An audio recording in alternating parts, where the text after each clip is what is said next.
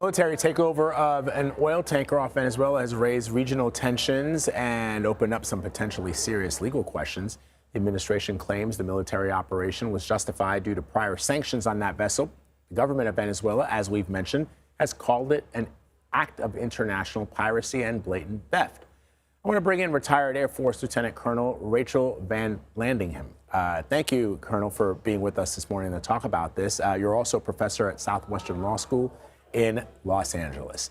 So what is your take on the legality regarding this operation broadly? And as I've been pointing out over the last couple of hours, this isn't the first time that the United States has seized a tanker on the high seas. They have done this in the past with, for example, Iran. But is there anything specific about this country and this tanker that could put the United States in some type of legal jeopardy?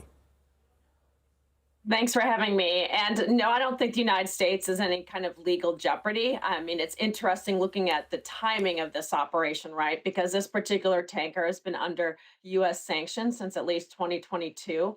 Attorney General Bondi did mention that there was an actual warrant issued by a U.S. federal court for the seizure of this tanker because of its alleged illicit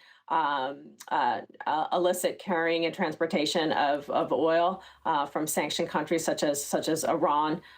So I don't think this places the United States in any kind of legal jeopardy. What would normally happen is the oil or the tanker itself, the U.S.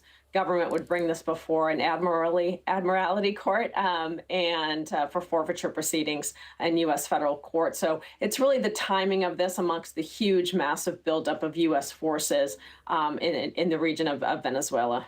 And Colonel, explain to our viewers the choice of using the Coast Guard for this special operation. And as I understand, this is an elite Coast Guard unit that is primarily exists for operations like this. But of course, the Navy has ships in the region as well. What are your thoughts on that? Sure. I mean, the Coast Guard takes the lead because under U.S. law, they also have law enforcement authorities, which the Navy usually does not. Of course, the U.S. Navy supported this operation with the Gerald Ford, the Navy's largest aircraft carrier in the vicinity. But the Coast Guard takes the lead and has has a highly trained unit in particular to engage in this kind of operation. So that in itself is not unusual. What is unusual is that there are over 15,000 U.S. service members and massive buildup of military assets in the region. Of course, and this is within the context of ongoing military strikes against alleged low-level drug runners and engage regarding the lethal strikes against numerous boats. I think we're up to 22 at this point.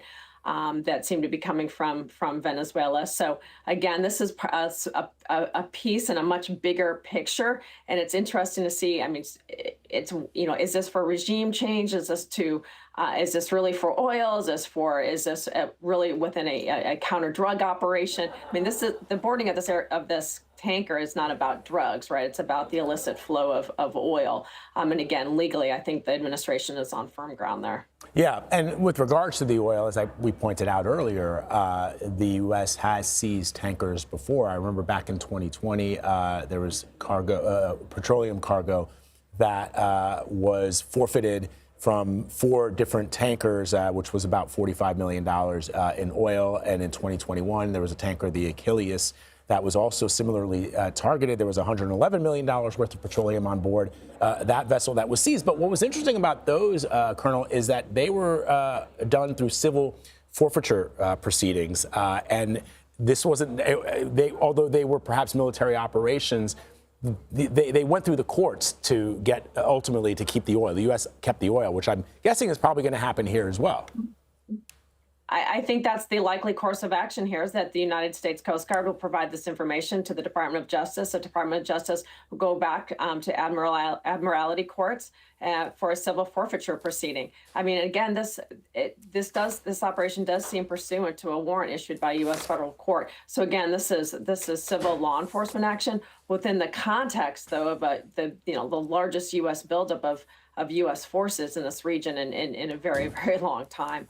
So, and again, but regarding the international law aspect of this, This tanker allegedly was flying a false flag. Vessels must be flying a flag of nationality, and apparently they were falsely flying one of Guyana. So under under the law of the sea, the United States also had the ability legal authority to board this vessel to check on its nationality. So again, this was on firm legal ground, but it's the policy implications. So we had Senator Rand Paul yesterday say, hey, look, it looks like the sporting, and he really mentioned the overall U.S. buildup of forces. Looks like we're inching toward war here. Well, I mean, Congress needs to be involved. Congress needs to authorize this if this is the right thing to do on behalf of the American people instead of these piecemeal components.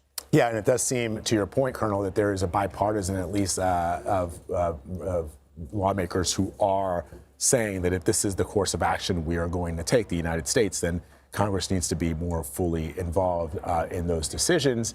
And the context that you add there about, I suspect that because there have been recent actions in the region targeting Venezuela, that if this had happened in any other year, we probably wouldn't be talking about it as much because, as we point out, this is not the first time the U.S. has seized an oil tanker, but because it goes with all the other actions that we've seen our military undertake in the region against Venezuela, that is why I think the focus is so heavy today, this morning, and the hours after that tanker was seized. Colonel Rachel VanLandingham, thank you very much, ma'am, for being with us. We appreciate you. Thank you.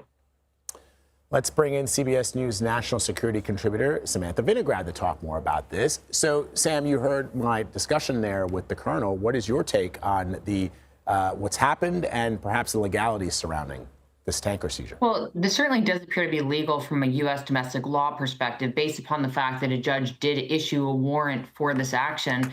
And this highly specialized operation that utilized various parts of the U.S. federal government apparatus, U.S. Coast Guard, FBI, and others. It is notable, Vlad, that this operation is just one part of a multifaceted pressure campaign that the administration is implementing against Venezuela.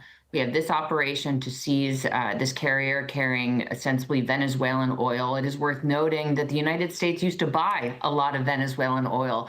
Now China actually accounts for the vast majority, close to 80% of purchases of Venezuelan oil. So the United States is putting pressure on Venezuelan oil exports, which still do represent significant export revenue for Venezuela itself. Of course, President Trump has said he has authorized covert action in Venezuela for reasons unknown. We have the military buildup in the waters around Venezuela, the military strikes against alleged boats carrying drugs, and more. So we have to view this in the context of the broader pressure campaign, with the outstanding question being, what is the ultimate goal? Is it regime change? Is it to stop narcotics flows, or all of the above? All right, Sam, the other big story that we're following, as you know, is the Secretary of Homeland Security, Kristi Noem, is testifying as part of the worldwide threats hearing. What have we learned from the DHS Secretary so far?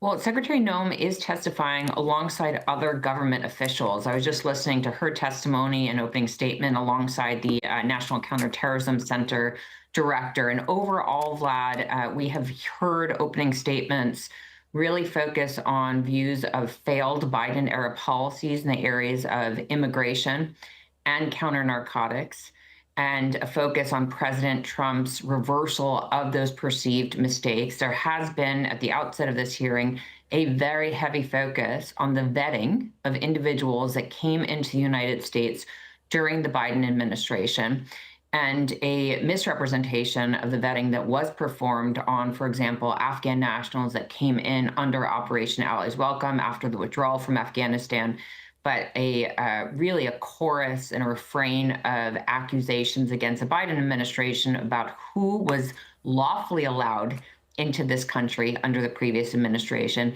and who came here illegally, and the threats that they pose to the American people.